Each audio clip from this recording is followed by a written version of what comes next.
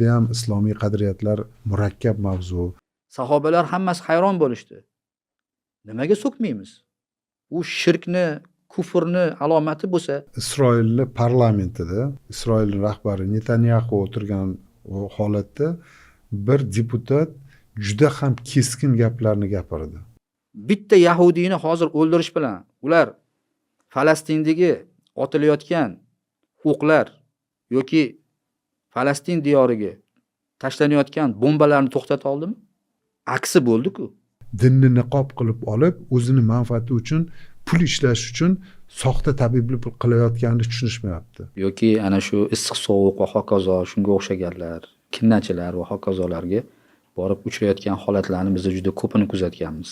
Va eng achinarli tomoni shundan iboratki, bizda bugungi kunda tibbiy madaniyat hali rivojlangani yo'q.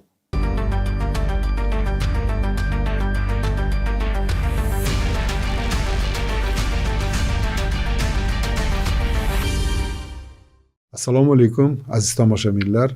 Bugun ko'pchilikni qiziqtiradigan savollarga javob olish uchun fan doktori, islomshunos olim, Nodavlat ta'lim muassasalari assotsiatsiyasining raisi Nurimon Abulxazon akamizni taklif qildik. Avvalambor minnatdorchilik bildiramiz taklifimizga kelganingizga. Darhaqiqat ko'pchiliklarda savollar tug'iladi. Endi bu juda ham islomiy qadriyatlar murakkab mavzu va aynan shu nuqtai nazardan sizni taklif qilib, o'sha savollarda birgalikda javob izlashga harakat qilamiz va bugungi dolzarb bo'lgan mavzulardan boshlaydigan bo'lsak, kuni kecha Birlashgan Arab Amirliklarida bir yahudiy diniy mavqega ega bo'lgan bir insonni o'zbekistonlik fuqarolar o'ldirgani va sababli aynan o'zbek xalqimizga bir tomondan ma'naviy jihatdan zarar bo'ldi, ikkinchi tomondan ularga murakkab vaziyat yuzaga keldi. Ko'plarni qirg'izishmadi, ba'zilarni esa ushlab qolib O'zbekistonga uchib ketishiga xalal bo'ldi va buni oqibatlari nafaqat bu joyi o'zini hududida, butun dunyoda yangradi. Biz O'zbekiston fuqarolari juda ham qoidalarga, qonunlarga bo'ysunadigan, tarbiyali, madaniyatli insonlarmiz.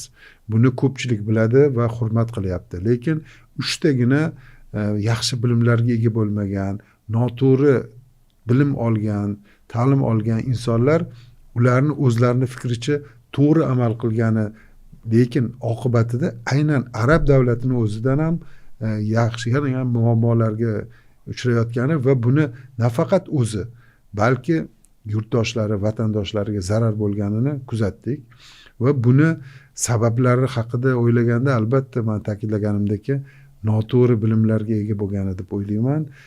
Sizni qarashingizni bersangiz shu nuqtai nazardan. Avvalambor assalomu alaykum Bobur aka, assalomu alaykum deymiz bizni tomosha qilib turgan muxlislarga. Meni taklif qilganingiz uchun sizga alohida minnatdorlik izhor etaman so'zim avvalida va to'g'ri ko'tardingiz mavzuni. Bu mavzu bugungi kunda juda ko'pchilikni o'ylantirib qo'ydi. Qaysi ma'noda?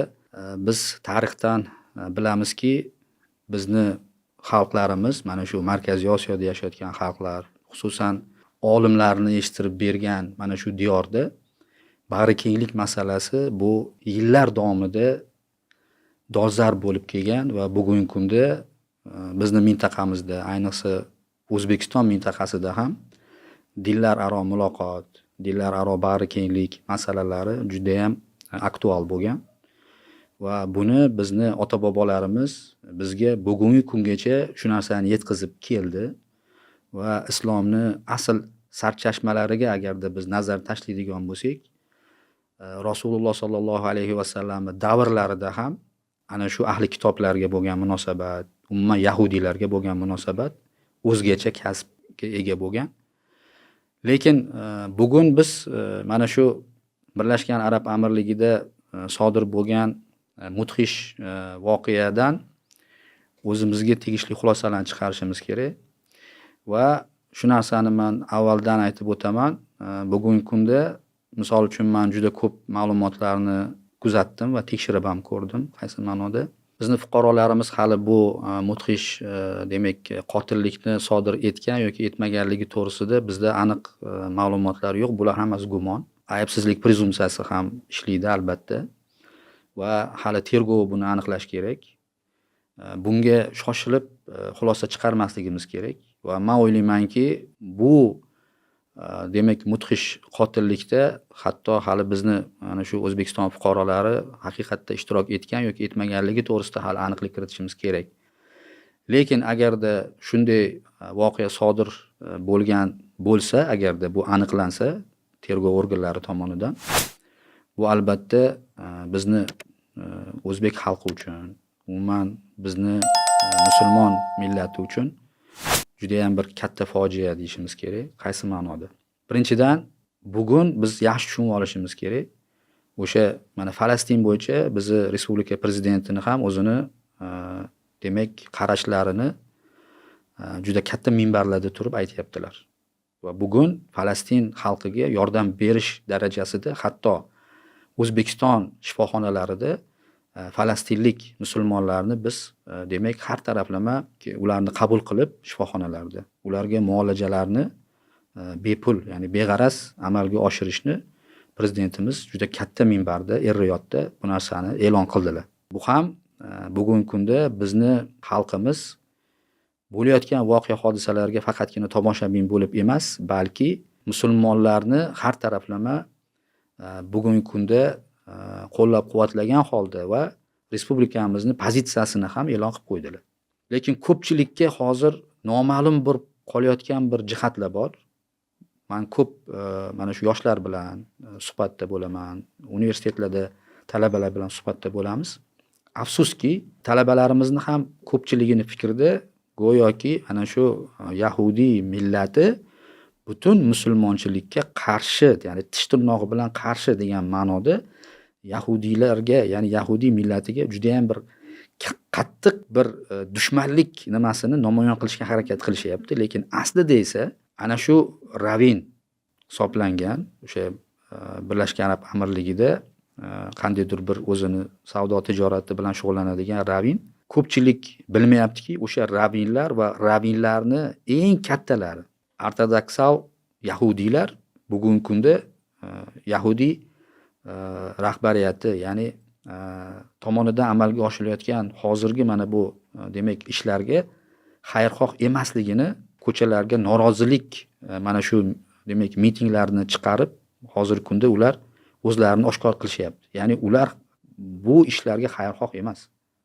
Ya'ni musulmonlar bilan bo'ladigan bunaqangi nizolik vaziyatni qo'llab-quvvatlamayapti. Ayniqsa ravinlar, ayniqsa bugungi kundagi ana shu Yahudiy millatini ichidagi ilmlilari, olimlar bu narsaga qarshi. Va bular ichida eng ashaddiy yahudiylarni ashaddiylari bor, ortodoksal deymiz ularni. Ularni o'zi bugungi kunda namoyishlarni qilishib, ko'chalarga namoyish qilib, hukumat rahbari tomonidan olib borayotgan ishlarga juda ham qarshi o'zi aslida. Men ikkita fakt keltiraman gapingizni tasdiqlash uchun. Ochiqni aytaman, men bu Yahudiy millatini himoya qilish uchun aytmayapman. Bo'lib o'tgan faktlarni aytaman. Birinchisi, Isroil parlamentida bevosita Isroil rahbari Netanyahu o'tirgan holatda bir deputat juda ham keskin gaplarni gapirdi unga nisbatan va uni adashmasam mikrofonni o'chirib olib chiqib ketishdi, adashmasam. Ya'ni ularni o'zida ham bu vaziyatga, Palestindagi vaziyatga nisbatan salbiy munosabat mavjud. Ikkinchisi, adashmasam Amerika Qo'shma Shtatlarida bir deputat yoki siyosiy arbob, ayol kishi, vrach ekan, yig'lab gapirdi. Ko'zlaridan yosh duv-duv oqyapti. Bu bilan men ularni qo'llab-quvvatlash yoki himoyalash niyatim yo'q. Xolis qaraganda darhaqiqat bu bir millat, bir elat birlashib turib qaysidir dinga qarshi bo'layotgan jarayon emas deyish mumkin. Ya'ni bu murakkab vaziyat, taqdir taqozosi yoki bo'lmasam shimoldagi bo'layotgan voqealarni agar nazar soladigan bo'lsak, ikkalasi ham xristian diniga mansub bo'lgan millat o'ziga yarasha ziddiyatda. Men bu gaplarni nima uchun aytyapmanki, bo'layotgan jarayonlarga shaxs sifatida aralashishini oqibatida birinchidan story aytyapsiz, huquqiy jihatdan biza hozirgi ularni qotil deb qaror chiqarishga vakolatiga ega emasmiz. Bunga huquqni himoya qilish o'sha tashkilotlari, o'sha davlatdagi Birlashgan Arab Amirliklaridagi tashkilotlarning vakolati. Lekin buni oqibatida bugunni o'zida vatandoshlarimizga muammolar bo'ldi. Bu bir. Ikkinchidan bu o'ziga yarasha eho bo'ldi desak bo'ladi, aks sado bo'lib butun jahonda bizni xalqimizni vakillariga nisbatan ozgina salbiy munosabat uyg'onishiga sabab bo'ldi. Men aytayotganim befarq bo'lish kerak emas. O'zimizni fikrimizni ifoda qilishimizga haqlimiz, so'z erkinligi, lekin bu keskin jarayonlarga bevosita aralashishi nafaqat siyosiy jihatdan, islomiy nuqtai nazardan, islomiy qadriyatlarimiz nuqtai nazardan ham buni xato bo'ldi yoki gunoh bo'ldi deb ayta olamizmi? Albatta, endi agarda to'g'ridan to'g'ri shariat nuqtai nazaridan yondashadigan bo'lsak, avvalambor bir insonga qo'l bilan zarar yetkazish, hatto qo'ldan avval so'z bilan ham zarar yetkazish masalasida islom juda ham qat'iy tartiblarni e'lon qilib qo'ygan. Hatto qarang, bu-ku misol uchun hozir boshqa dinlar o'rtasidagi munosabatlarni ham tartibga solib qo'yilgan. Alloh taolo masalan Rasululloh sallallohu alayhi va sallamga ilk islom mana shu vahiy nozil qilinayotgan davrni agarda o'sha tarixga nazar tashlaydigan bo'lsak, payg'ambar sallallohu alayhi va sallam sahobalarni yig'ib nima deb aytdilar? Ya'ni nima deb ogohlantirdilar sahobalarni. O'sha davrda Makka mushriklari tomonidan butlarga, sanamlarga ibodat qilinardi. Va o'sha but, sanamlar bular faqat va faqat insonlarni noto'g'ri aqidaga yetaklashi, shirkka olib kelishi va noto'g'ri ibodatni demak targ'ibotiga olib kelishini inobatga olib va o'sha paytdagi but sanamlarga bo'ladigan munosabatni shakllanayotgan paytda ular ana shu but sanamlardan voz kechish darajasida turgan paytda hatto aytdilarki, ularni olihalarini aslo so'kib qo'ymang. So'kmang. Hali u yerda borib urushish yoki kimnidir o'ldirish to'g'risida gap ketmayapti. Olihalarini so'kib qo'ymang. Sahobalar hammasi hayron bo'lishdi. Nimaga so'kmaymiz? U shirkni, kufrni alomati bo'lsa, siz o'zingiz bizga o'rgatyapsiz, u shirk deyapsiz, u kufr deyapsiz. Qanday qilib turib so'kmasligimiz kerak deganda? Chunki sizlarni ana shu olihalarini so'kishinglar natijasida bizni buyuk Allohimiz so'kilib qolishi mumkin. Mana shu narsani. Aksil oqibat haqida gapirdi. Ana qarang. Bu yerda hali qotillik, kimnidir e'tiqod uchun o'ldirish to'g'risida gapdan avval bu narsaga qaytaylik. Nima uchun biz tarix o'rganmaymiz? Mana shu tarixni bilmaganligimiz va agarda shu ishni amalga oshirish uchun haqiqatda ana shu bular aytayotganidek Eronga yonlanib, keyin o'sha qotillikni sodir etgan bo'lsa, o'sha bolalar qiyomatda Allohni oldiga, huzuriga borganda nima deb javob berishini o'ylash kerak. Chunki qanday qilib turib mahkamasiz, hech qaysi hukmsiz borib turib odam o'ldirish mumkin? Islomni o'ziga zid-ku bu qilayotgan ishlari. Ular o'ylashi mumkin yoki buni qo'llab-quvvatlayotganlar ham bor hozirgi kunda. O chetlarda o'tirib olib turib, bu zo'r qildi mana. Bunga o'xshagan yahudiyni qanchasini hali qirib tashlashimiz kerak deyishi mumkin, masalanda. Lekin bular Allohning va'dasiga ishonmaydimi? Zarracha qilingan xatolik, zarracha qilingan gunoh, qilingan mana bunaqangi jinoyat Allohdan maxfiy qoladimi? Bular qiyomatga ishonmaydimi? Bitta yahudiyni hozir o'ldirish bilan ular Falastindagi otilayotgan o'qlar yoki Falastin diyoriga tashlanayotgan bombalarni to'xtata oldimi? Aksi bo'ldi-ku. U Netanyahu hozir yana ham g'azab otiga mindi-ku. Bu narsa musulmonlar uchun foyda keltirdimi yo zarar keltirdimi? Buni qilishdan avval bu narsani tafakkur bilan yondashish kerak emasmidi bu ishga? Qarangda, masalan bu yerda hozir dinlar aro bo'layotgan jarayonlarda tarixga agar yuzlanadigan bo'lsak, musulmon davlatlaridan imperiya darajasiga chiqqan eng kuchli davlat Turkiya bo'lgan. Aynan shu Turkiyada hattoki harbiylar darajasida boshqa millat, elat, din vakillarini bemalol lavozimlarga qo'yilgan tarixda 500 yil muqaddam. Bu yerda uni mahorati, ustaligi, bilimi, ilmi ustuvor qo'yilgan. Lekin siz aytganingizdek bag'rikenglik nuqtai nazaridan ular bilan oila qurish shart emas. Ular o'zini ishini qilgan. Hattoki mana moliyaviy jarayonlarda ham, hattoki yahudiylar hozir ham mavjud, o'sha paytlarda ham bo'lgan. Ularga nisbatan hech qanaqa e'tiroz bo'lmagan, davlatchilik bo'lgan, dunyoga mashhur imperiya bo'lib, turk davlati bo'lgan. Va O'zbekistonda ham men ko'pincha faxrlanib gapiraman, bizda deyman hech qachon millatchilik bo'lmagan. Biz o'zimizni millatimizni hurmat qilamiz, sevamiz, bizni iftixorimiz, lekin boshqa millatlarga nisbatan hech qanaqa e'tirozimiz yo'q. Hattoki ruslar aytadi, bizni O'zbekistonimiz yaxshi davlat, bizga nisbatan yaxshi munosabatda, millatchilik yo'q deyishadi. Men bu bilan faxrlanaman. Endi aynan shu jarayonlardagi muhim jihati o'ylashimcha tarixni yaxshi bilmaslik, oqibatlarni bilmaslik, hattoki mana siz aytayotganingizdek qadriyatlarimizni, diniy qadriyatlarimizni bilmasligi deb o'ylayman. Men boshqa misol keltiraman. Turkiyani o'sha bag'rikenglik qadimda 500 yil oldin bag'rikenglik orqali dunyoga bir kuchli bo'lgan imperiyaga aylangan, faqatgina bizni bobomiz Amir Temur yengan bu davlatni o'z vaqtida. Endi buni aksini olamiz. Germaniya qudratli davlat, millat sifatida ham intizomli, tafakkurli, kuchli xalq, nemis millati. Lekin aynan noto'g'ri dohiy kelib qolgani Adolf Hitler boshqaruvga o'tirgani sababli, fashizm sababli bu davlat dunyoni egallamoqchi bo'lib, yaxshigina muvaffaqiyatlarga ham erishgan. Lekin aksil oqibat dunyodagi yakson bo'lgan davlatga aylangan. Fashizm o'zi nima? Fashizm bu o'zini millatini boshqa millatlardan, elatlardan, dinlardan ustuvor qo'yish va buni isbotlash uchun va shu g'oya orqali butun dunyo bilan jang qilib, xalqi qirilib ketdi. Yer bilan yakson bo'ldi. Lekin yana qayta aytamanki, nemis millatini intizomi, aql tafakkuri sababli mana yana rivojlanib o'zini o'rniga o'tirib oldi. Endi shu masalani shaxs sifatida, o'zbek vatandoshi sifatida, millatni vakili sifatida tushunib yetsa, o'ylashimcha mana bunaqa holatlar qayta bo'lmaydi. Nafaqat Birlashgan Arab Amirliklarida, xabaringiz bo'lsa kerak, adashmasam Bruklinda bir inson mashinani haydab ko'plab odamlarni urib ketgan. Bruklinda.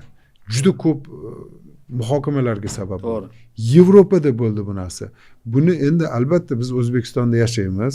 Xalqimiz juda ham yaxshi xalq, lekin ba'zi bir bizni xalqimizni vakillari xorijga chiqib bizni obro'yimizni tushirishayotgani juda achinarli holat. Men asosiy bu mavzu juda ham nozik mavzu. Sizni islomshunos olim sifatida fikrlaringizni bilib va buni xalqimizga to'g'ri yo'ldan ketishimiz uchun bu masalani ko'tardim.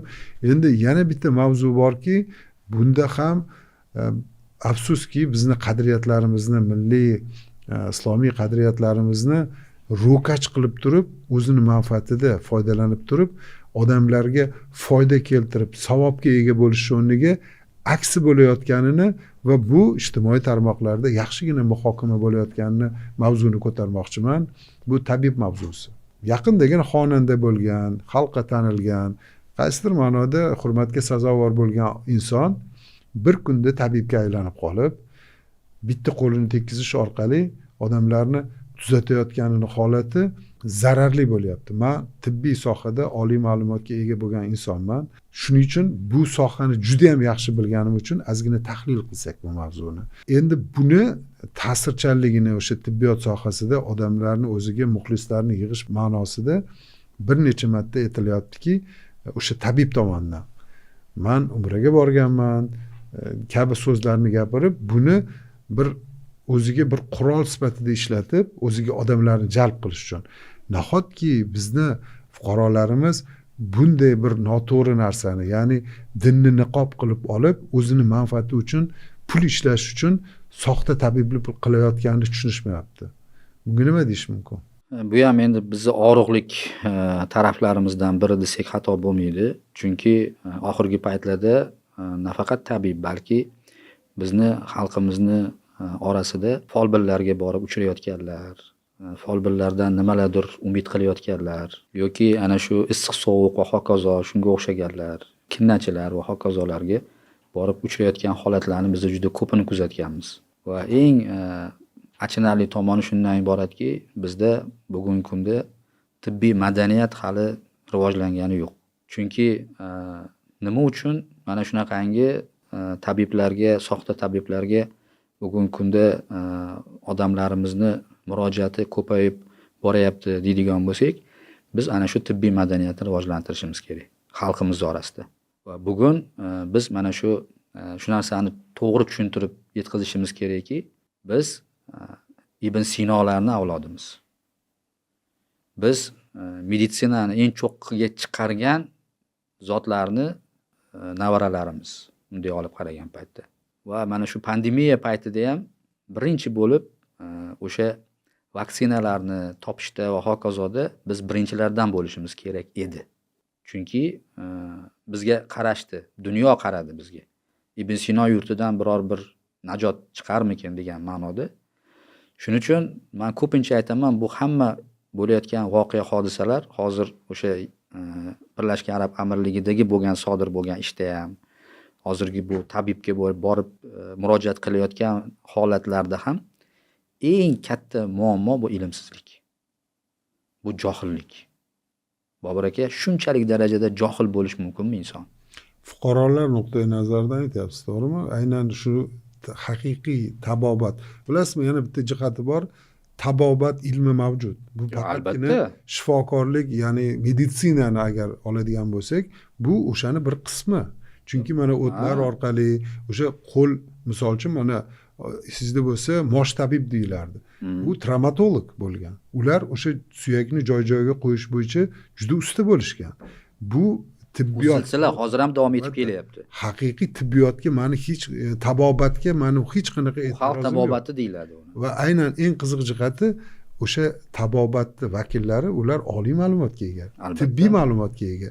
Endi bu yerda xonanda bir kunda tabibga aylanib qolib, bitta qo'l tegizishi bilan, silashi bilan tuzatib qolishini siz aytganingizdek fuqarolarimiz, xalqimiz vakillari tushunishmayapti deyapsiz, to'g'rimi?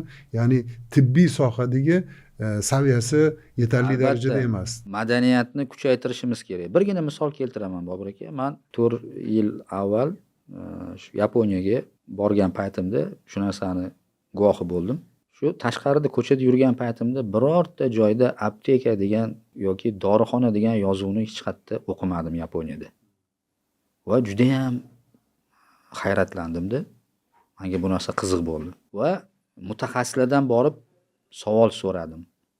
Nima uchun bizda mana ayniqsa Toshkentni qarasangiz, har qadamingizda dorixona, apteka, dorixona, apteka.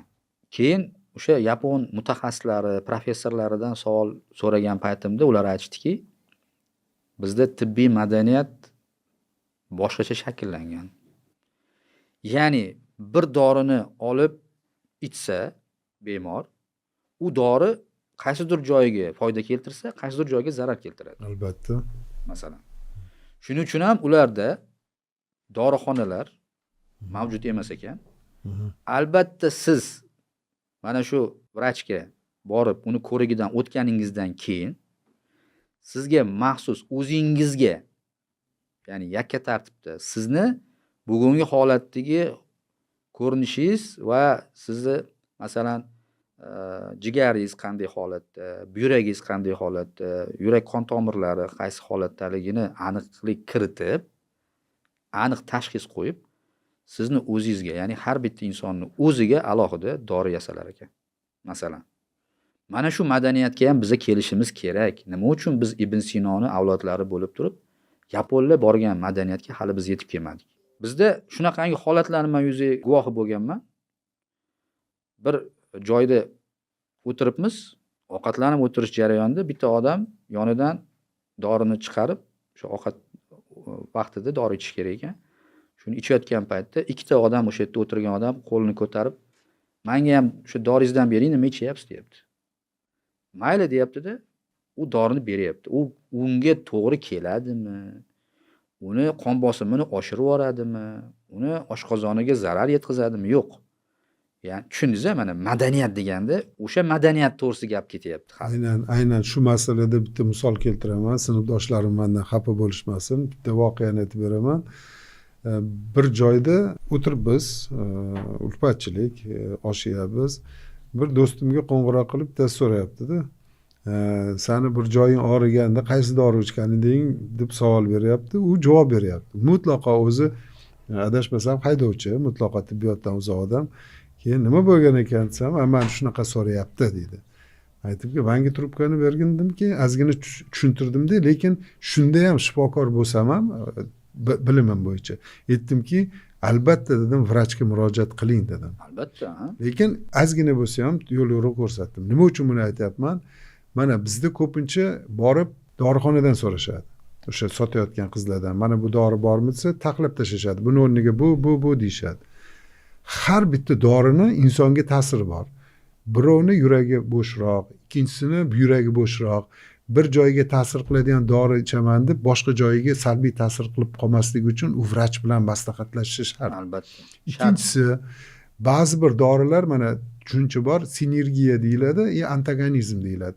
Ba'zi bir dorini ichib, ketidan boshqa dori ichsangiz, ichingizda u birikma hosil qilib sizni zaharlab o'ldirishi mumkin. Shunaqa? Yoki allergiyaga tekshiriladi, yoki aksincha biror bir dori ichganingizdan keyin keyingi dori uni kuchaytirib yuborishi mumkin. U ham og'ir oqibatlarga olib keladi. Lekin bu haqda nimagadir gapirilmaydi, muhokama qilinmaydi va bunga mutlaqo rioya qilinmaydi. Men bir kuzatib turaman ijtimoiy tarmoqlarda bo'layotgan vaziyatni, hattoki biror bir muhokamalarda odamlarning fikrlarini ham o'qiyman. Ya'ni xalq qanaqa munosabatda bo'lyapti, uni himoya qilayotganlar bor, unga qarshi fikr bildirayotganlar bor va bitta masalaga men e'tiborimni qaratdim. Buni oqibatlari haqida gapirgan insonni ko'rib qoldim. Yozgan. Ya'ni bir inson mana pandemiya vaqtida afsuski bu yerdagi demak bo'g'inlarni suyak turadigan joy bor. Shu joyda pandemiyadan keyin ko'pchilikda oqibati bo'ldi. Shu joydagi silliqlab turadigan suyuqlik bor. Sinovialniy jidkis deyiladi. Bo'g'in deymizmi? Bo'g'in emas, bu sinovialniy jidkis, mana bu xuddi mashinani suyuqlik bo'ladi o'sha joyda. Suyuqlik bo'ladi. O'sha suyuqlik kamayib ketadi va o'sha yerdagi xuddi silliqlik kamayib ketib, shu suyuqlik o'zi normada bo'lishi kerak. Albatta, g'adir-budir bo'lib qoladi. Inson yura olmay qoladi, og'riydi, har bir yurganda og'rish boshlaydi. Endi buni davolash uchun albatta jarrohlik yo'li bilan sun'iy qo'yilyapti hozir. Sun'iy qo'yilyapti va bu davolanib odam yurib ketgan holatlarni ko'rdim. Endi qarang, bir inson shunaqa og'ir kasal bilan boryapti va uni bitta bunday qilish bilan davolayapti. Silashlik bilan. Endi qarang, buni ham tushuntirish mumkin. Insonni davolashning ikkita uslubi bor. Birinchisi og'riqni qoldirish. Xudo ko'rsatmasin, rak, onkologiya kasalliklarda uni tuzatib bo'lmaydi. Lekin qolgan umrini ozgina bo'lsa ham bir osonroq o'tkazish uchun unga dori beriladi, u og'riqni qoldiradi. Ikkinchi uslubi yoki jarrohlik yoki kimyoviy usullar bilan dori berish yoki nurlash uslublari bilan uni yomon hujayralarni yo'qotib davolanadi. Bu inson yashab ketadi.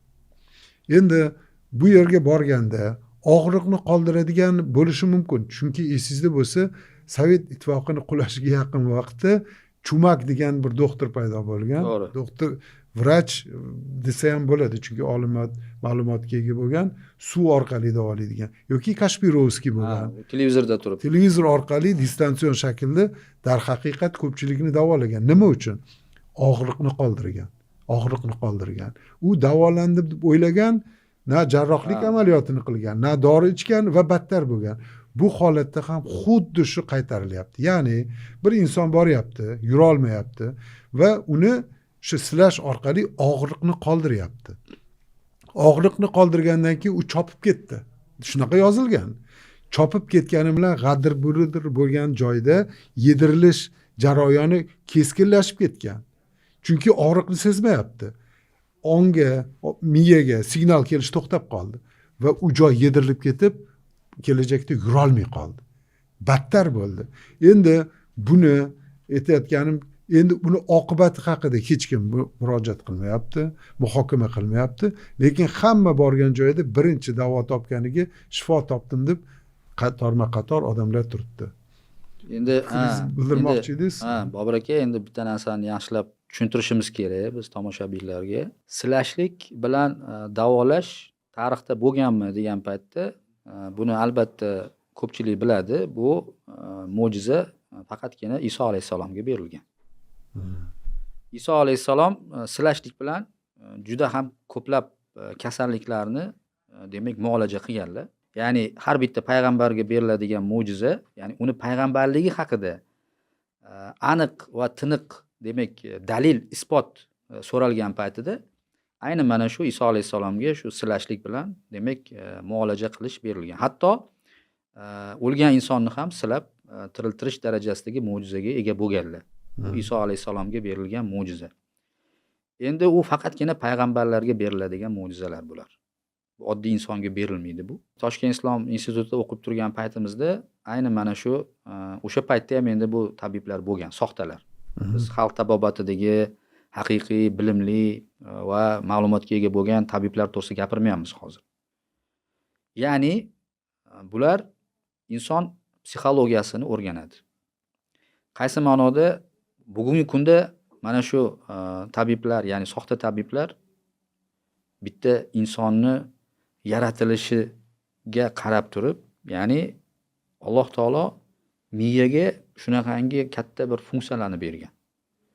Hatto masalan insonda qandaydir bir juda og'ir xastaliklar bo'lsa, o'sha xastaliklarni ham inson miyasiga buyurtma berib, o'sha xastaliklarni ham muolaja qilishi mumkin darajadagi shunaqangi miyaga katta bir vakolat berilgan.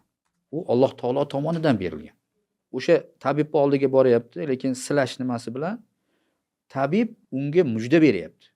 Unda o'zi miyaga buyurtma beryapti. Men tabib meni yaxshi dedi, endi men yaxshi bo'ldim deb turib, tushundingiz-a, ya'ni nechidir daqiqalik ana shunaqangi o'zida yaxshi bo'lganligi hissiyotini paydo qiladi. Xohlasangiz, xohlamasangiz psixologlardan hozir so'rasangiz, o'sha psixologlarning seanslarida o'tirgan paytda sizni muammoingiz yo'q. Siz hamma tomonlama yaxshisiz. Unuting. Muammolaringizni tashqariga chiqarib tashlang deydi, lekin aslida u xilqat Alloh taolo tomonidan shunday yaratib qo'yilganki, bu miyaga insonni o'zi shunaqa buyurtma beradi. Qaysi ma'nodaki, agarda masalan shunaqa bir holatlarni ham biz bilganmiz. Olim insonlarga olib borilgan paytda meni boshim tinmay og'riyapti degan paytda oddiy suvni bu mana shu damlama. Bu damlama Bag'doddan kelgan. Bu damlama Bag'doddan kelguncha qanday nimalarni o'tab, qanday tabiiy o'zgarishlarni bo'lib, bu o'sha Bag'doddan kelayotgan paytda juda ko'p tabiblarni qo'lidan o'tib keldida, endi mana shu suvni ichishingizdan keyin 5 daqiqadan keyin o'zingizda o'zgarish sezasiz degan. Va u miyaga buyruq bergan. Bu o'ziga xos gipnoz bu? O'ziga xos. Ongiga ta'sir qilish. Gipnozni, ya'ni insonni anatomik yaratilishi nuqtai nazardan, chunki gipnozchilar, mana bu psixologlar nimadan foydalanadi? Biladiki, xilqatida shu narsa bor. Har bitta insonning xilqatida bor. Chunki misol uchun, masalan, silab qo'yib, sen yaxshisan-ku, nimani o'ylayapsan degan paytda miyaga to'g'ridan to'g'ri insonning o'zi tabib aytayaptimi, demak men yaxshiman. Yana bitta sababi bor. Siz gapingizni tasdig'i sifatida biror bir inson kuchli ishonch bilan ho vrachga borsin, ho tabibga borsin, uni organizmida shunga moslashish boshlanadi, ishonch bo'ladi. Boraman, shu tabib menga shifo beradi va albatta men tuzalaman degan ishonch borgandan keyin u bor yo'g'i o'sha kerakli bo'ladigan nuqtani yoqadi, tugmani bosadi va uni organizmida yaxshi tomonga o'zgarish bo'ladi. Buni immunitet desa ham bo'ladi. Bilasizmi, biz ko'pincha immunitet deganda faqat demak bakteriyalar, mikroblar, viruslar tushganda immunitetimiz qarshilik ko'rsatadi deb o'ylaymiz. Yo'q, unaqa emas. Faqatgina ularga emas, rak kasalligiga ham insonni tanasida har kuni minglab hujayralar paydo bo'ladi, rak hujayralari va oq qon tanachalari aynan o'sha hujayralarni topib, ularni yutadi va o'shani hisobiga biz hech qachon kasal bo'lmaymiz. Lekin ba'zi vaqtda o'sha tizim buziladi. Oq qon hujayralari topa olmaydi, ko'payib ketadi. Ana o'shanda misol uchun rak kasalligi odamda rivojlanadi. Endi insonni tafakkuri Alloh shunaqa yaratganki, o'shanga qarshilik ko'rsatish qobiliyati bilan birga yaratganda. Albatta, shuni xilqatida bor-da. Albatta, Azaliy xilqatda bor. Shundan foydalanishadi. Va miyaga o'sha shunaqangi nimani yuborishga ular majburlaydi va shu narsaga undaydi. Shuni natijasida ular yutadi. Yana bitta qo'shimcha qilaman. Bu tabobatdan sal chetroq, lekin bu ham insonni bugungi kundagi odamlarni fikrini to'g'ri shakllanish uchun men o'zimning fikrimni bildiraman. Bilasizmi, biza nafaqa yoshiga ketganda ba'zi bir do'stlarim bo'ldi, men ishlamayman, endi uyda o'tiraman, shuncha ishladim, yetar degan fikrga ega bo'lyapti va qaynonalar ko'pincha kelin qilgandan keyin hammasini kelin qilsin deb ko'rpachani ustiga o'tirib olishadi. Bu kelinlarga zarar bo'lmaydi. Qaynonalarga zarar bo'ladi va nafaqaxo'rlarga zarar bo'ladi. Chunki organizmda o'ziga xos dastur bor. Biror bir maqsadni qiladigan bo'lsangiz, masalan shimolga xizmat safari bo'lyapsiz, to'g'rimi? Shuni ongda ertaga men sovuq joyga boraman, shunga men tayyor bo'lishim kerak degan fikr bo'ladi va shunga moslashadi. Aksincha issiq joyga boradigan bo'lsa, shunga moslashadi. Inson agar bo'ldi, men ishlab bo'ldim, bu yog'iga men dam olaman deydigan bo'lsa, organizmidagi hamma himoya mexanizmlari bo'ldi, men o'zimning ishimni, vazifamni ado etdim degan bir vaziyat yuzaga keladi. Va qaynonalarda ham. Buni oqibatida insonda qon bosimi osha boshlaydi. Qand diabeti rivojlanadi. Harakatsizlik, yurak kasalligi bo'ladi. Ortiqcha demak yog' to'planadi, vazn to'planadi. Insult kabi kasalliklar va afsuski o'sha onkologik kasalliklar keskin rivojlanadi. Shuning uchun bu yerda dangasalik yoki bo'lmasam ishyoqmaslik emas. Bu yerda inson o'zini hayotini saqlab qolish uchun mas'uliyati yuqori bo'lishi kerak. Ya'ni oliy maqsadlar qo'yish kerakki, men nabiramni o'qitaman, tarbiya beraman va uni bir yaxshi komil insonga yarataman degan maqsad qo'yish kerak. Mayli ishlamasin yoki mana bu yerdagi hovlimdagi bog' yarataman, o'shanday nabiralarim, avaralarim o'shandan mevalarni yeydi degan maqsad qo'yish kerak. Tinmasdan mehnat qilish kerak. Ho bu aqliy mehnat bo'lsin, ho bu jismoniy mehnat bo'lsin. Mehnat insonni umrini uzoq bo'lishini omili. Buni bir isbotlarini keltirib o'tirmayman. Chunki hayotda bundoq kuzatsangiz, ko'p harakat qilayotgan odam uzoq yashayapti. Ko'p ilmiy ish qilayotgan odam uzoq yashayapti. Shuning uchun hurmatli tomoshabinlar, o'zimni bilgan bilimlarimni, hurmatli olimimizning fikrlarini inobatga olgan holatda jismoniy mehnat bo'lish kerak. Keyin insonni o'zini oliy maqsadlari bo'lsinki, uni foydasi faqatgina jamiyatga yoki o'zini farzandlariga emas, insonni o'ziga foydali bo'ladi deb o'ylayman. Tabobatga mutlaqo fikrlarimiz qarshi emas. Sizning gapingiz bo'yicha ham to'g'ri agar yondashiladigan bo'lsa, faqat farqlash kerak. Qaysi kasallikni tabib davolash kerak, qaysi kasallikni shifokor. Chunki yana qaytaraman, og'ir mavzu, rak kasalligini o'z vaqtida agar diagnoz qo'yilmasa, davolashni boshlashmasa, 1-chi, 2-chi, 3-chi, 4-chi daraja bor. 4-chi darajaga yoki 3-chi darajaga o'tib ketiladigan bo'lsa, uni hayotni saqlab qolmaydi.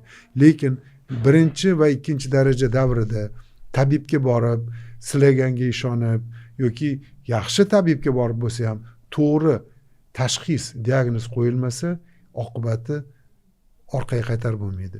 Shuning uchun xulosa qilib aytadigan bo'lsak, aynan soxta tabib haqida va tabobat haqida fikrlaringizni bildirsangiz, keyingi mavzuga o'tamiz. Har qanday holatda biz o'zimizni ustimizdan shunday bir nazorat ishlarini olib borishimiz kerak. Bu ya'ni bizni millatimizga ba'zi bir xos taraflari borki, bizda misol uchun o'tib ketgandan keyin, ya'ni og'rib judayam ayanchli ahvolga kelib qolgandan keyin boriladi, murojaat qilinadi shifokorga yoki tabibga. Bugungi kunda mana shu soxta tabiblardan ko'ra tom ma'nodagi ma'lumotga ega bo'lgan, oliy ma'lumotli xalq tabobati bilan shug'ullanganlar bor o'zi. Ana shularga murojaat qilish mumkin. Chunki bu silsila, Ibn Sinodan kelayotgan silsila, chunki ular tomirni ushlab turib, tomirni ushlab, o'sha tomir urushidan kelib chiqib, demak tashxis qo'ya oladigan darajadagi tabiblar bor. Yoki men o'zim ham hayotda shunaqangi tabiblarga duch keldim, borib murojaat qilib ko'rdim. Borgan paytimda qarasam, mendan oldingilarga ham, menga ham bir xil o't yozilyapti. Bir xil o't. Keyin o'sha berganlardan so'radim, nimaga bir xil o't yozilyapti? Desam, yo endi tabibimiz shunaqa nima qilgan, lekin tashxis boshqa. Kimnidir jigariga masalan murojaat bo'lgan, ya'ni jigarini xastaligi to'g'risida murojaat qilgan tabibga, kimdir boshi og'rig'i bilan, kimdir qorin og'rig'i. Lekin hammaga bitta bir xil o't beryapti. Boyagi jarayon ketyapti. Ya'ni u o'tni ichayotgan paytda o'ziga nima qiladi? Tasalli beradiki, bo'ldi, mana shu o't bilan demak men davo topaman. Hatto saratonga, ya'ni hozir rak degan darajadagi o'sha birinchi yoki ikkinchi darajadagi bor-ku, xuddi shuni ham o'sha o'tni ichib, o'zi o't oddiy o't masalan. Lekin miyaga buyurtma ketyapti, buyruq ketyaptiki, mana shu o'tni ichyapman, men shu bilan o'zimni o'zim davolayapman degan shunaqangi o'ziga tasalli berilyapti. Natijada miya ishlayapti-da, miya o'zini demak egasini har taraflama demak muolaja qilish darajasiga ega bo'lgan miya bor bizda. Alloh taolo shunaqangi layoqatli miya berib qo'ygan. Ya'ni shunaqangi katta ishni amalga oshira oladi bizning miyamiz. Hatto rakni ham davolasa bo'ladi o'zi. Unga faqatgina nima qilish kerak? Ishonish kerak, unga iymon keltirish kerak va unga intilish kerak. Shunga o'xshagan narsalardan endi bular, shu soxtalar bu narsani suiiste'mol qilib turib, odamlarni misol uchun ishonchiga kirib olyapti. Shuning uchun ham men tavsiya qilardimki, birinchi galda biz har taraflama ilmga e'tibor qaratishimiz kerak va bu mana keyingi savolingizga masalan o'tadigan bo'lsak, har qanday sohada bugungi kunda bilinib qolyapti ilmsizlik va o'sha sohadagi johillik tanazzulga olib ketyapti sohalarni. Misol uchun. Bugungi kunda misol uchun mana bizda eng katta o'rtada bir jarlik bo'lgan narsa bor. Buni ham aytib o'tishimiz kerak. Biz ilmlarni ajratib qo'yapmiz. Ilmni ajratyapmiz ko'p joyda. Diniy ilmni alohida ajratyapmiz. Dunyoviy ilm deb turib alohida ajratib qo'yapmiz. Bu eng katta mana shu xato hozirgi kunda. Chunki agarda biz bunaqa ajratishni qiladigan bo'lsak, biz agarda diniy ilmlarni birinchi galda bilishimiz kerak deydigan bo'lsak, mana bu yashab turgan dunyomiz bilan bog'liq bo'lgan ilmlarni orqaga tashlaydigan bo'lsak, biz bu ma'noda orqada qolib ketib qolyapmiz. Ya'ni rivojlanish nuqtai nazaridan aytadigan bo'lsak, shuning uchun ham bizni olimlarimiz, ulamolarimiz, hatto shayx hazratlari nima deganlar? Baravar olib ketilish kerak deganlar. Baravar. Bir xil. Va uni ajratish kerak emas. Bu diniy, bu dunyoviy deb. Bilimlar shunaqangi bo'lish kerakki, manfaatli bilim bo'lish kerak. Bu biz baribir xohlaymizmi yo'qmi bu dunyoga keldik, yashayapmiz bu dunyoda. Ba'zi joylarda bilasizmi, dunyoviy gap gapirma deydi. Nima deb javob berasan qiyomatga borganda deydi. Dunyoviy gap qanaqa gapiramiz dunyoda yashayotgan bo'lsak biz? Bu dunyosiz, bu dunyoga kelmasdan turib jannatga kira oladimi birorta odam? Bu dunyoda yashab, bu dunyodagi mana shu demak hisob-kitoblar va hokazolar bilan biz bu vositachi bo'lgan dunyoda nima uchun biz hamma ilmlarni olib bu dunyodagi Alloh taolo tomonidan bizga bo'ysundirib qo'yilgan masalalar bor. Hamma narsani bizga bo'ysundirib qo'yibdi. Odamlarga bo'ysundirib qo'yilgan. Lekin u odam qanday foydalanadi u bo'ysundirilgan narsalardan? Shuni ilm bilan boshqarsa bu boshqacha bo'ladi. Ya'ni bugun qarang, butun dunyoga biz kashfiyotlarni berdik. Birinchi Renessans, ikkinchi Renessansni biz taqdim qildik dunyoga. To'g'rimi? Renessanslarni biz taqdim qildik. Lekin huzurini, halovatini kim ko'ryapti? Yevropa mamlakatlari ko'ryapti. Kashfiyotlarni bizning ulamolarimiz berdi, lekin biz u kashfiyotlarni rivojlantirmadik, ustida ishlamadik bu kashfiyotlarni ushlab qolmadik. Aslida biz bugungi kunda o'tirib olib turib, bir-birimizga qanaqadir bir laqab to'qib, internet orqali qanaqadir bir nima deydi, haligi haqorat qilib, boshqa qilib, san usan, san busan deyishdan ko'ra shunga ketkazilayotgan vaqtimizni ilmga ketkazaylik. Aynan shu mavzuda ijtimoiy tarmoqlarda ham ko'rib turaman. Eng katta muhokama markazida bir shaxs bor ekan, o'zbek millatini haqorat qilyapti, boshqasi ayollarni haqorat qilyapti. Qiz farzand ko'rsam axlatga olib borib tashlayman. Eng muhokama markazi shu. Lekin bugungi kundagi o'sha siz aytganingizdek ta'lim masalalari, ilm masalalari orqada. Endi aynan shu masalada bir marotaba bir insonga bir savol berganman. Birlashgan Arab Amirligidagi inson. Ular yaxshigina natijalarga erishgan qurilish borasida, turizm mavzusida anchagina rivojlanish bor. Boshqa davlatlarga nisbatan anchagina yaxshi rivojlanish bor. Lekin shunga savol bergan edim. Mana sizlar hozir qurilishlar qildingiz, katta biznes markazlari, savdo sotiq juda yaxshi rivojlandi, turizm rivojlandi, mablag'lar bor. Shu mablag'larni ilm fanga sarflab, shu Arabistonda ilm maskanlarini yaratib, demak, ta'lim maskanlarini yaratib, rivojlanishga nimaga hafsala qilmayapsiz sizlar degan savolimga buni isbotlar bilan keltirib berganman. O'sha davrlarda yangiliklar chiqqan. Hozir mana LED chiroqlardan tortib elektromobillargacha sharqda o'ylab topilyapti. Yaponiya kabi, Koreya davlatlarida. Sizlar o'sha vaqtda esimda yo'q, nima misol keltirganman. Nimaga sizlarda aynan shu ilm fanga e'tibor kam, rivojlanishga e'tibor bermayapsizlar deganda, u bilasizmi nima javob berdi? Bizni neftimiz bor, bizni pulimiz bor, biz bu kashfiyotlarni sotib olamiz deyildi. Endi men davom etdim. Qachondir neft ishlatmasdan tayyor sotib olamiz. Xuddi shunaqa. Men aytdimki, qachondir bu neft tamom bo'ladi. Albatta. Tamom bo'lgandan keyin nima qilasizlar deganda, darhaqiqat Birlashgan Arab Amirliklarida bugungi kunda neftsiz ham demak iqtisodni rivojlantirish jarayoniga yetib olishibdi-da.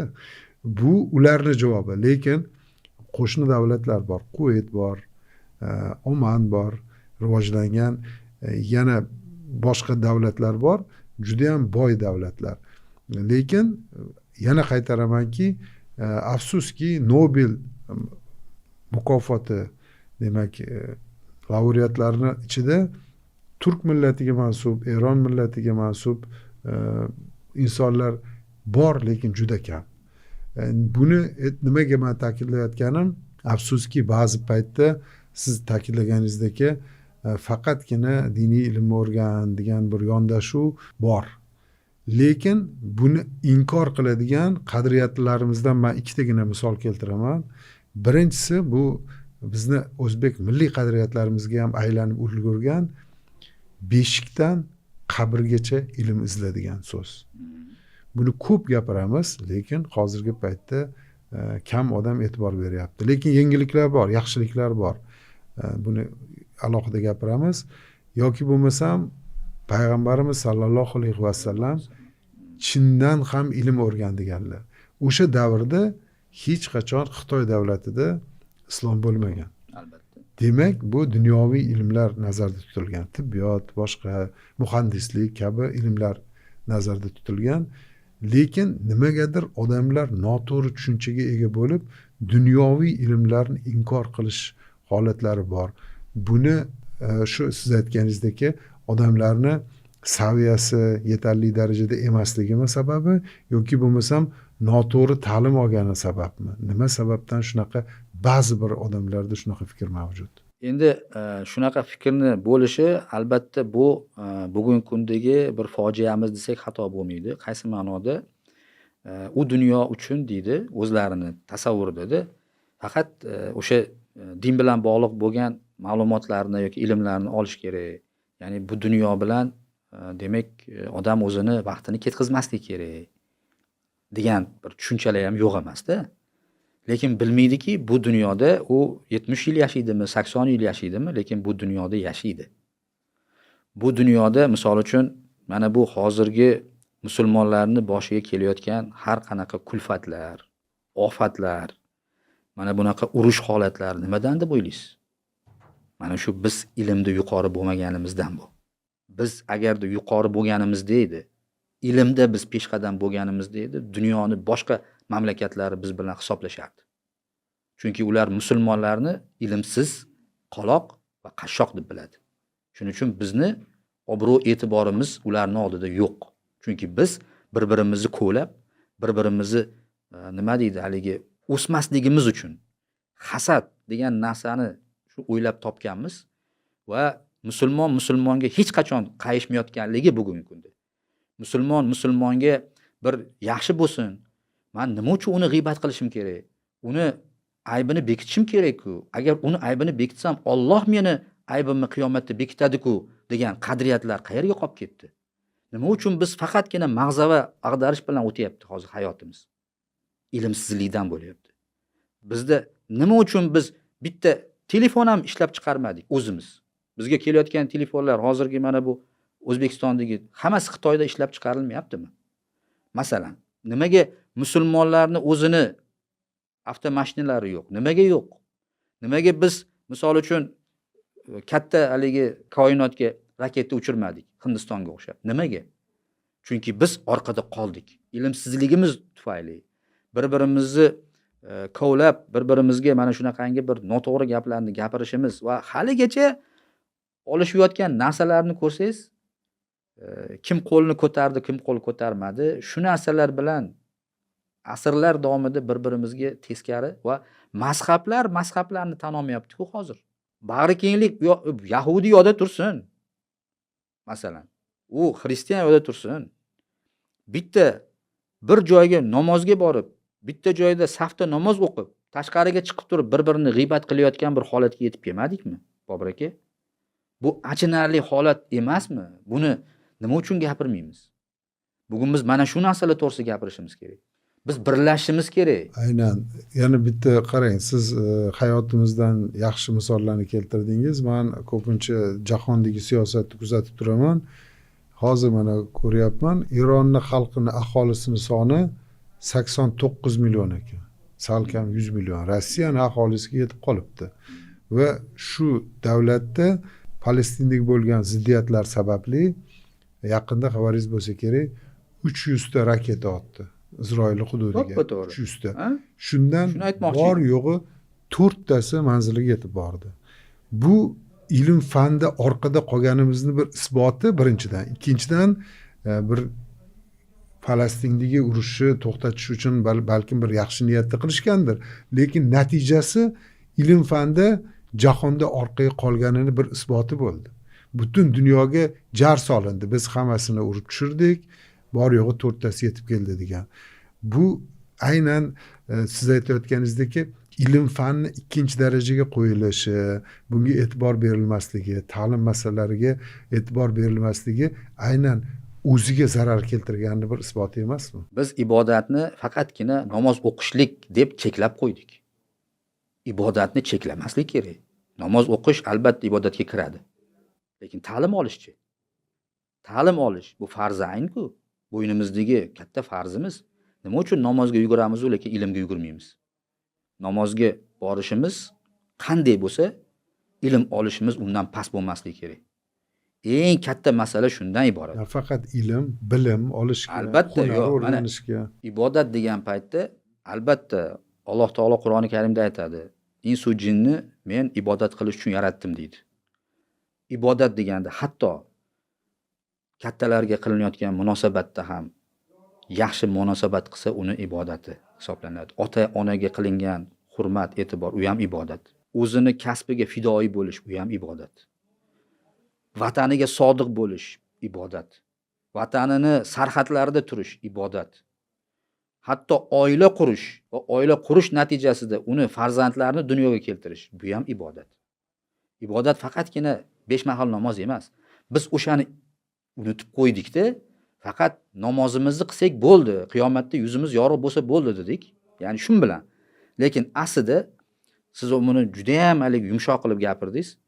Yahudiylar bugungi kunda 90% bugungi kunda 90% Nobel mukofotiga ega bo'lganlar, mana tarixini olsangiz, Nobel mukofotini shular oldi va 300 ta otgan raketa, Eron tomonidan otilgan raketani qarang. Xuddi qozonga o'xshagan holatda o'zini Himoya Isroilni tepasini himoya qilib, panser deydi uni. Shunaqangi qalqon qilib qo'ydi-da, qalqon qilib. U ko'rinmas qalqon. Uni ilm bilan qalqon qilib qo'ydi-da, u otgan raketalari o'sha qalqonni nimasida qolib ketdi. Nima bilan erishdi deganda, ular ilm bilan. Va yaqindagina hammamizni guvohligimizda Eron prezidenti vertolyotda qulab vafot etdi. 50 yil avval chiqargan Amerika o'ylab topgan vertolyotda halok bo'ldi. Shunchalik darajadamizki, musulmonlar, o'zimizni bitta vertolyotimiz ham yo'q. O'zimiz ishonadigan va o'zimiz ishlab chiqqan vertolyotiga ega emasmiz. Musulmonlar o'ylab topgan hali birorta bir samolyot yo'q.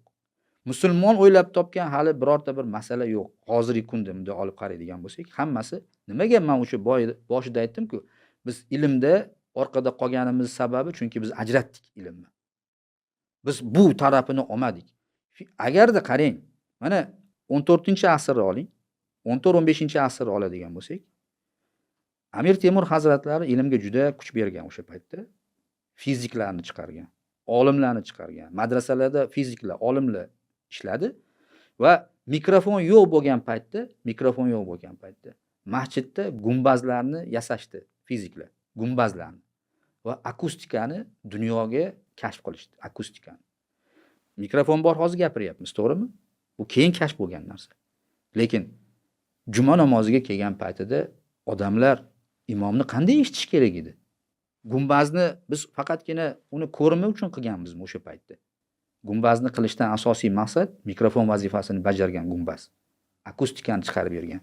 Imomni gapi butun xonaqoga yoyilgan. Nima bilan erishdi o'sha narsaga? Fizika bilan erishdi.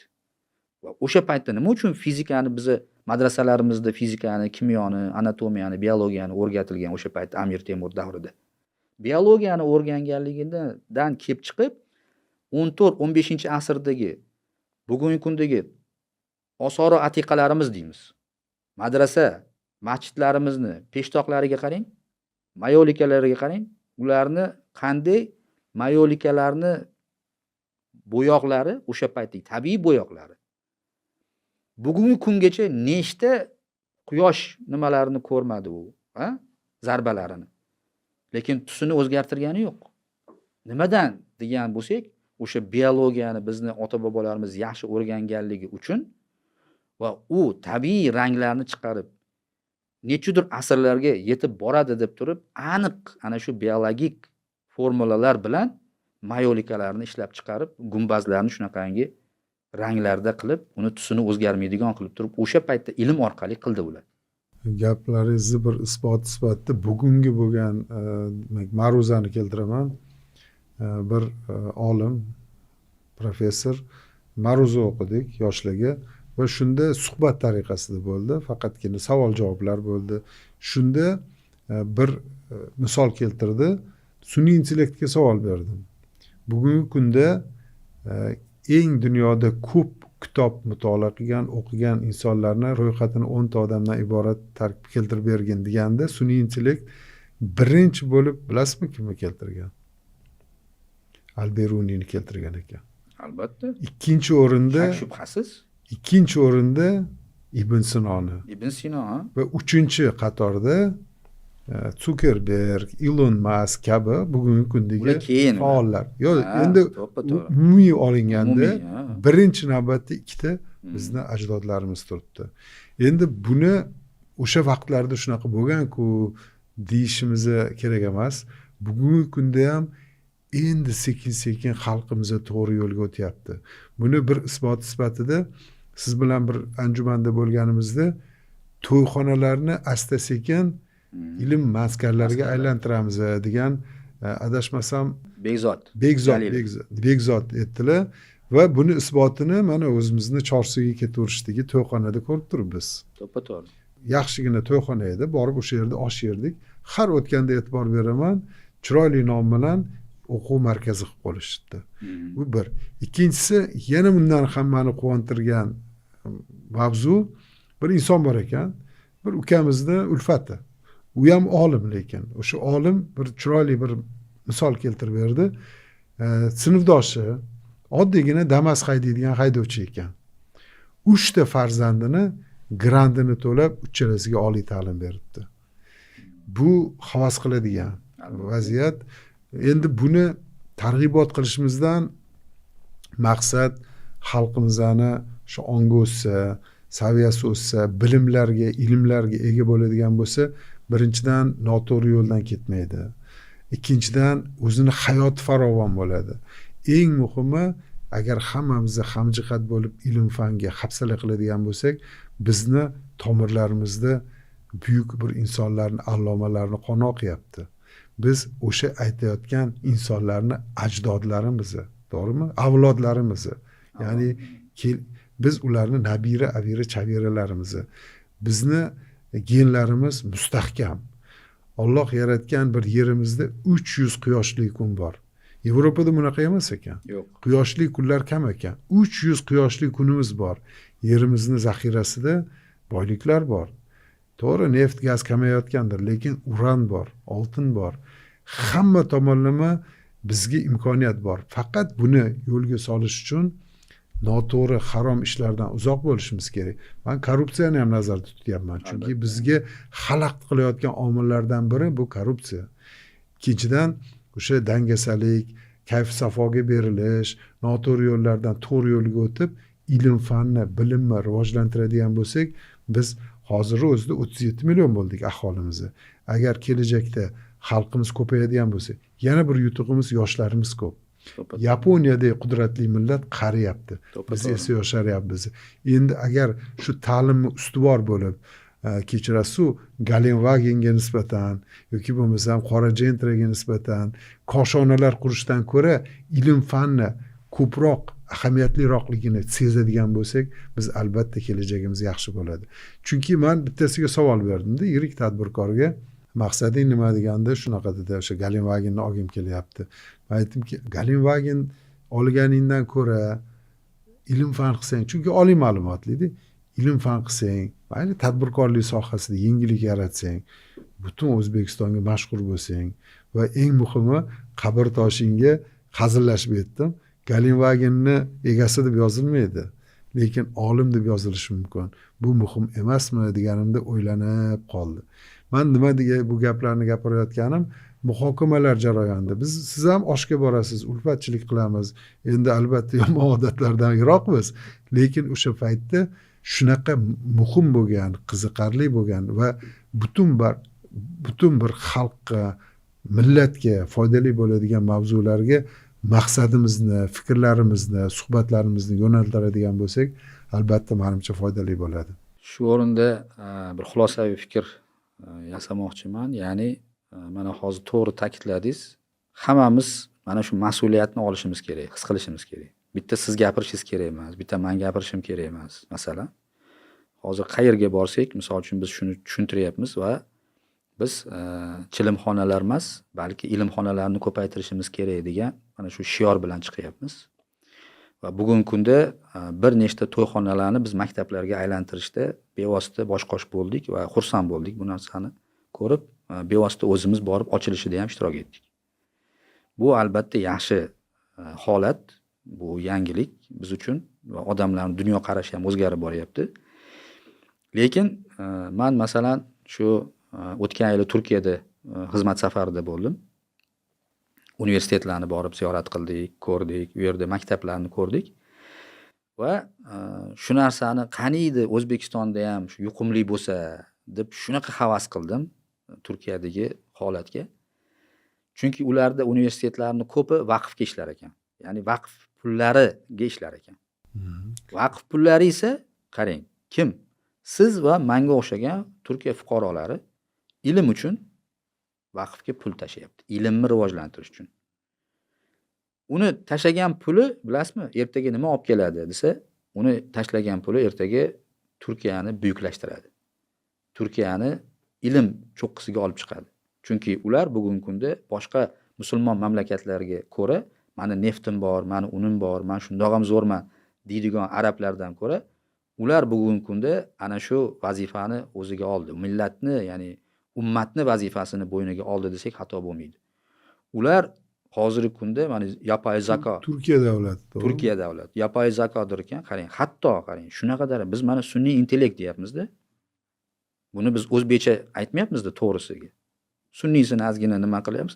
Intellekt o'zbek so'zi emas. Ular uni turkiy qilib turib qarang, yapay zako. Zakovatni yopadigan ishi, ya'ni zakovatni qiladigan ishi. Mana bu zakoni qiladigan ishi degani u. Turk tilidan tarjimasi. Yapay zako orqali bugungi kunda bular biror bir musulmon mamlakati qilmagan ishni qildi va bugungi kunda BYD ga masalan raqobat bo'la oladigan mashina yaratdi. Ko'zim tushdi. Ko'rdingizmi? Ha. Men o'sha mashinaga o'tirdim. O'tirganimda shunday xursand bo'ldimki, mana musulmonlar boshlabdi-ku shu ishni. Nima orqali bo'ladi u? Ilm orqali bo'ladi. Juda katta ilm sarflandi va qildi shu narsani. Uni asosi nimada desa, har bitta fuqaro o'zini mas'ul deb bilyapti. O'sha vaqfga pul beryapti.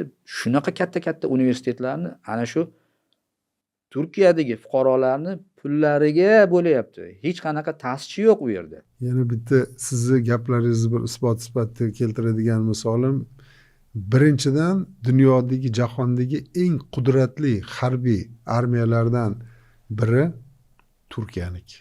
10 talikka kiradi, 10 talikka kiradi. Ikkinchisi tibbiyot sohasida Hindistondan ancha oldinga o'tib ketdi. Odamlar hozir tibbiyot bo'yicha Hindiston emas, Turkiyaga borib kelyapti va eng qiziq jihati bugungi kunda demak harbiy jihatdan eng oxirgisi uchuvchisiz qiruvchi samolyot Bayroqdorni aynan Turkiyada yaratilgan. Albatta, ilm bilan va aynan shu nomini bizni mutafakkirimizni nomiga qo'yilganini eshitdingizmi? To'ppa-to'g'ri. Chunki unga savol berganda dunyodagi eng kuchli bilimli inson, unga nima deb nom qo'yasiz deb savol berilganda Farg'oniy deb aytibdi. Ya'ni aynan bizni o'zagimiz bir, ildizimiz bir. Eng muhimi dunyoda eng tan olingan olimlardan bizni ajdodimiz Farg'oniyning nomini qo'ygan ekan. Shuning uchun o'ylashimcha bu so'zlarimiz bekorga ketmaydi va albatta nasib qilsa bizni hayotligimizni o'zida kelajakda yoshlarimizni o'sha ilmga e'tibor berishi, mehr qo'yishi va bular orqali yurtimizni rivojlantirishiga sabab bo'lishadi deb umid qilamiz. Nima dedingiz? Bugungi kunda Bobur aka biz hozir aniq bir chegaralarni qo'yib olishimiz kerak-da. Qaysi ma'noda? Masalan, mana shu kimki xunrezlik amaliyotini bajarsa, unga islomni to'nini kiydirishga urinayotganlar ko'payib ketyapti-da. Masalan, hozir misol uchun mana Crocus City'dagi bo'lgan voqeani bilasiz, to'g'rimi? Crocus City'da bo'lganda misol uchun bir nechta masalan yonimizdagi tojik birodarlarimiz to'g'risida gap ketdi. To'g'rimi? Qanchalik achinarli holatda bu biz uchun ham masalan. Chunki biz o'zimizni tariximizni fors tilidan ayroq hisoblay olmaymiz-da. Fors tili bizda shunchalik kuchli bo'lganki, biz fors tili orqali ham dinni o'rganganmiz. Buni unutmasligimiz kerak. Chunki men o'qigan qo'lyozmalarni deyarli 70% fors tilida o'qiganmiz biz. Nimaga deganda, chunki arab tilini tezroq tarjimasiga masalan erishmoqchi bo'lsangiz, fors tilini bilsangiz, to'g'ridan to'g'ri tarjima bo'ladi fors tilida. O'zbek tiliga masalan arab tilini tarjima qiladigan bo'lsangiz, juda qiyin bo'ladi. Oxiridan boshiga kelishingiz kerak o'zbek tilida. Fors tilida unaqa emas. Endi shunday ekan, demak fors bo'lgan, ya'ni fors tilini yaxshi tushungan odamlar dinni o'zi yaxshi tushunish kerak. Dinni anglash kerak. Asl mazmun mohiyatidan kelib chiqishimiz kerak dinni. Ya'ni kimnidir o'ldirish uchun dindor bo'lish kerak emas.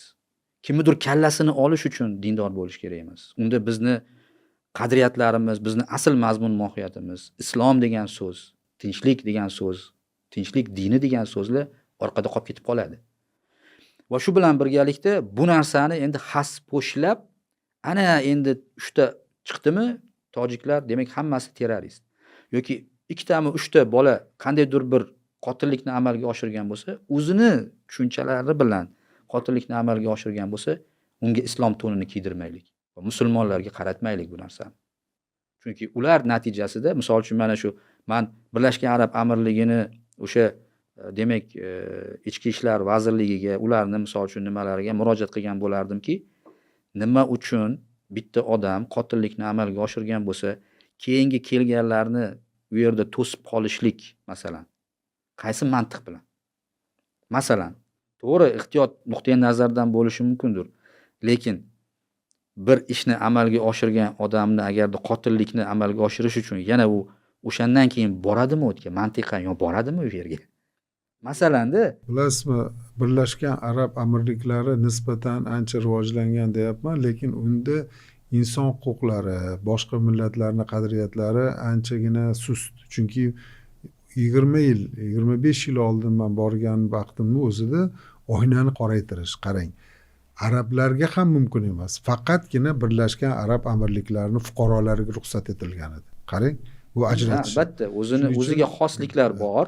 Endi yana bitta jihati borki, bu yerda aynan mana shu masalada men ochig'ini aytaman, diniy ilmlarida juda ham kuchli emasman, lekin hadislarni o'qiyman, eshitaman. Shundan kelib chiqib bir joyi borki, bir insonni o'ldirganni gunohi butun insoniyatni o'ldirgan bilan barobar degan.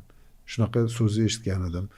Bu birinchidan. Ikkinchidan, men qachonki bir misol uchun jang jadal bo'ladi-ku, to'g'rimi, vatan himoyasi, o'sha davrda o'ldirganda faqatgina o'zini yurtini, vatanini, orqasidagi aka-ukasini, farzandlarini, rafiqasini, ota-onasini himoya qilish borasida shu voqeada o'lganni shahid deb hisoblayman. Misol uchun shaxsan men shunaqa deb o'ylayman. Lekin boshqa yurtga borib, qaysidir aqidalarga mos holatda o'ldirib turib, o'zini millatiga, ummatiga, xalqiga zarar berishi xato ekanligini tushunmaganligi meni hayratlantiradi. Endi shu Crocus City'da bo'lgan voqeada ham meni juda ko'p o'ylantirdi. Meni o'zimni fikrim bo'yicha 8 xil sabab o'ylab topdi. Bu 8 xil sabablarni ko'pchiligi aynan o'sha insonlar sabab bo'lmagan deb o'ylayman. 8 xil sabab.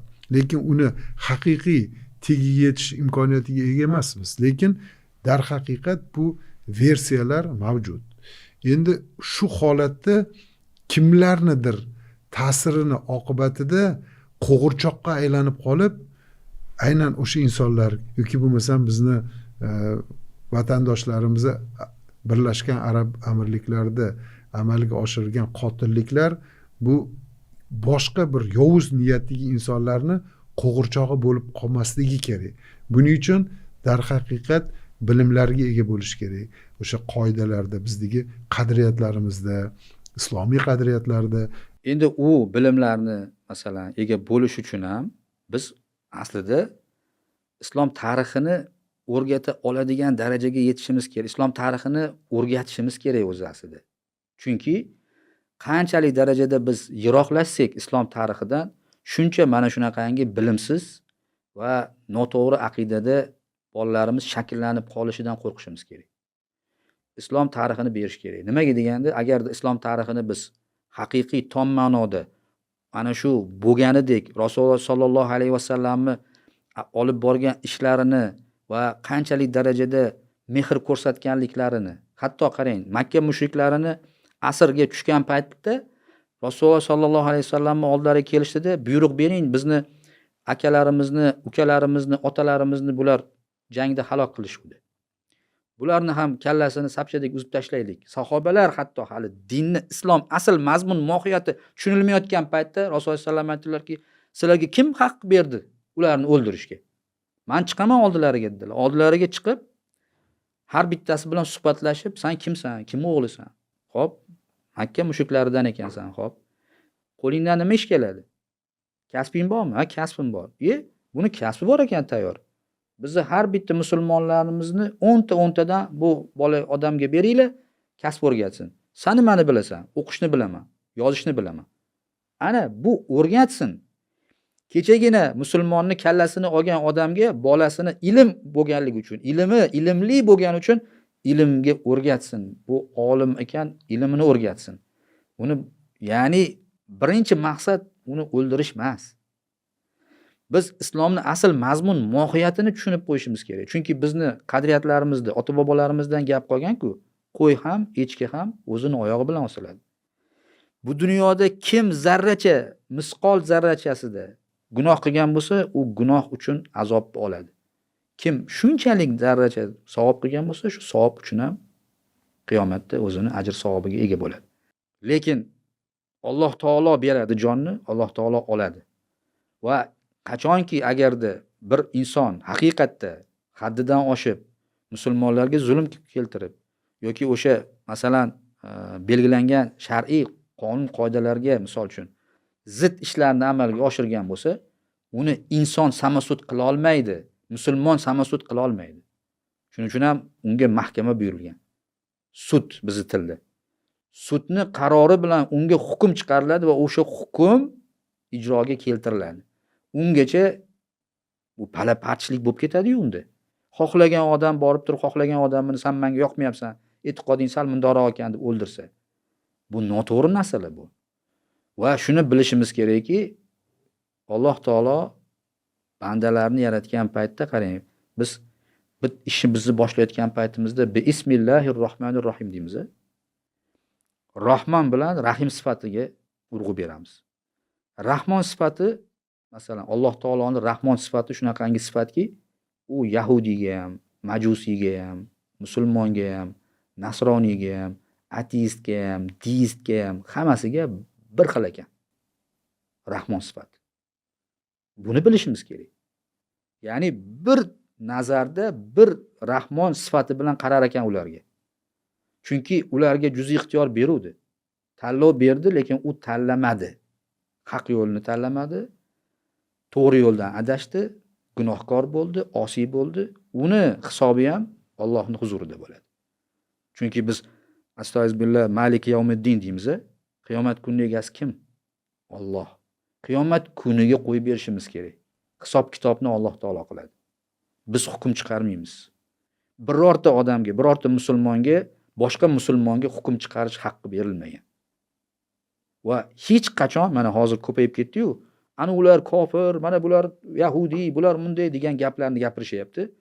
Qiyomatda o'zlari qarshi guvohlikka ishlayapti bular. Chunki ular ijtimoiy tarmoqdan turib gapiryapti, kimnidir kofir deb chiqaryapti. Ijtimoiy tarmoqdan turib laqablar to'qiyapti. Qandaydir bir onasidan so'kayapti. Ko'ryapmiz bu narsalarni. Bularning hammasi o'zini ziddiga guvohlikka o'tadi, mashq qilayotgan ishlar. Biz bugun ilmni rivojlantirishimiz kerak, ilmga urg'u berishimiz kerak va ilm orqali dinni tushunishga harakatini qilishimiz kerak. Ilmsiz odam din bilan shug'ullanadigan bo'lsa, u chala savod bo'ladi va ko'p narsalarda buzg'unchilikka olib boradi. Chunki Rasululloh sollallohu alayhi vasallam aytganlar, birinchidan deganlar, din nasihatdir. Dinda g'uluvga ketmanglar. Ya'ni dinda chuqurlashib ketmanglar. Chuqurlashadigan bo'lsangiz dinda, sizni u najot yo'lidan qaytaradida, sizni jahannam yo'liga yetaklab qo'yishi mumkin. Shuning uchun ham din masalasi bu hassos masala. Buni har qanday odam o'zi bilib, o'zicha bitta kitob o'qib yoki o'zicha bitta kimnidir ijtimoiy tarmoqda ma'ruzasini o'qib yoki eshitib demoqchiman, shun bilan o'ziga xulosa chiqarmasligi kerak. Chunki bugungi kunda ana shu dinni nomidan gapirayotgan ba'zi bir insonlar bor. Ular qaysidir maqsadlarda qilayotgan insonlar bor. Orqasida juda katta mo'may daromadlarni olayotganlar bor. Bu bo'yicha. Lekin biz asl mazmun mohiyatiga tushishimiz kerak. Islomning asl mazmun mohiyatini agarda anglasak, shunaqa ko'p narsalarni kashf qilamiz. Shunaqangi bag'ri kenglikni kashf qilamiz islomda. Va bilasizmi? Nafaqat boyiga aytganimdek kimnidir o'ldirish emas, balki uni hatto so'kish ham mumkin emas ekanligini. Chunki uni so'kishi orqali, ya'ni uni dinini, ya'ni uni e'tiqodini so'kishlik orqali bizni buyuk yaratuvchimizni so'kilishiga sababchi bo'lib qolsak, biz gunohkor bo'lamiz.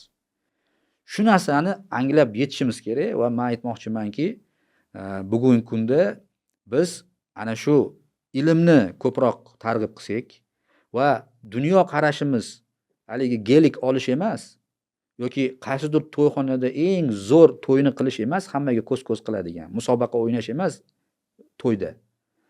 O'sha to'ylarga ketayotgan mablag'larni agarda qarasangiz, uni qanchalik isrof ekanligini. Hatto pandemiya ko'rsatib berdi, lekin pandemiyadan keyin ham o'ziga xulosa chiqarmagan odamlarimizni ko'ryapmiz. Ba'zi bir to'yxonalar bor, hozir shunaqangi qurilyapti. Unaqa to'yxonani hali dunyo bo'lib, dunyo kim ko'rmagan unaqa to'yxonalarni. Men ko'rib juda ham afsuslandim bugun to'yxonalarni kengaytirayotganlarni ko'rib ba'zi joyda. Shuning uchun men aytmoqchimanki, qarashlarimizni o'zgartirishimiz kerak. Ilmga bo'lgan mehr muhabbatimizni kuchaytirishimiz kerak va bir-birimizga tushuntirishimiz kerak. Bugun biz qornni to'ydirish uchun yashamayapmiz biz. Biz yashash uchun qornimizga nimadir tashashimiz kerak ekanligini tushuntirishimiz kerak bir-birimizga. Chunki hashamatga berilish ko'payib ketib qolyapti hozirgi kunda. O'sha hashamatni pasaytirib, undan ko'ra o'sha sarflanadigan, masalan, qarang, ko'pchilik keladi, masjidga ayting, qayerda masjid qurilyapti, o'sha yerga pul bering deydi. Masjidga yetarli, Xudoga shukr. Qani maktab quraman degan odam, misol uchun, maktabga pulni sarflayman, bolamni bilimli qilaman, vaqfni qilaylik shuni, bolalarimiz shunaqangi ilmli bo'lsin. Kerak bo'lsa bayroqdorni biz O'zbekistonda qilaylik deydigan odamni men ko'rmayapman-da hozir. Aynan shu mavzuda qarang, to'yxonalar haqida gapirayotganingizda fikr o'tyapti-da. Yangi to'yxonalar qurayotganlarni mayli, ularni o'zi biladi, ularga bir buyruq berish vakolatiga ega emas biz, lekin tavsiyaviy xarakterdagi bir fikrim bor. Misol uchun, o'sha to'yxonani qurgan odam to'yxonani o'quv maskaniga aylantirdi. Balkim ko'proq daromad qilayotgandir, balkim kamroq daromad qilayotgandir, lekin o'sha joydan o'tayotganda mana meni pul tikkan, qurgan joyimda yoshlar ta'lim olyapti degan bir ko'ngli to'liqlik. Shunga yetkazaylik demoqchiman. Albatta, shuni misol uchun men o'zimni o'shan bilan faxrlansin. Albatta, o'shani tasavvur qildim. Sadaqai joriya-ku o'zi. Men agar shunaqa bo'lganimda daromaddan ko'ra o'sha qurgan maskanimda bolalar ta'lim olayotganidan xursand bo'lib o'tgan bo'lardim. Ana shunaqa tafakkur bilan tadbirkorlar yondashsa, buni bilasizmi? Tadbirkorlik muhitida g'arbiy davlatlarda yoki o'sha Yaponiya kabi davlatlarda ijtimoiy mas'uliyat deyilar ekan. Bu masalada ozgina biz orqada qolyapmiz, lekin mana birinchi qadamlar qo'yildi. Bu albatta yaxshi. Endi boshqalar ham siz ta'kidlaganingizdek, birinchi ustuvor vazifani katta daromad olish yoki koshona kabi uylar qurish emas, birinchi navbatda davlatni rivojlantirish, xalqni hayotini yaxshilash va eng muhimi savobga ega bo'lishni maqsad qilib qo'ysa, menimcha har tomonlama yaxshi bo'ladi. Shu masalani biz ko'proq gapirishimiz kerak va bizni yoshlarimizda o'zlariga bo'lgan ishonchni oshirishimiz kerak. Ishonch ruhi pasayib ketgandek men nazarimda. Ya'ni o'ziga baho berish masalasida biz qo'limizdan keladigan juda ham katta ishlarni qila olamiz. Bizni ajdodlarimiz qildimi? Nimaga biz avlod bo'lib, ularga munosib avlod bo'lib shu narsalarni davom ettirmaymiz? Nimaga bugun biz yevropalik olimlarnigina o'zimizga qandaydir bir qahramon qilib ko'rsatyapmiz? Bugungi kunda bizani oldimizga tushadigan hech qaysi olim ulamo yo'q. Ya'ni bizni olimlarimizni oldiga tushadigan birorta olimlar yo'q dunyoda. Va ular misol uchun qanday katta kashfiyotlarni amalga oshirgan bo'lsa, bizni bugungi kunda ham shunday kashfiyotlar kutib turibdi. Va biz ana shu kashfiyotlarni amalga oshirishimiz kerak va bunga bolalarimizni ishontirishimiz kerak. Rahmat sizga vaqt ajratib kelganingiz uchun. Hurmatli tomoshabinlar, o'ylashimcha bu mavzu ko'pchilikga qiziq bo'ladi. Agar shu mavzuda savollaringiz bo'ladigan bo'lsa, marhamat yozinglar. Keyingi ko'rsatuvlarimizda qaysi mavzular sizni qiziqtirishi bo'lsa, marhamat bizga yo'llang. Biz harakat qilamiz bu boradagi mutaxassis bo'lgan, katta bilimlarga ega bo'lgan mehmonlarni chaqirib, sizlar bilan suhbatimizni ko'rsatishga harakat qilamiz. Sog' salomat bo'linglar. Katta rahmat, sog' bo'linglar.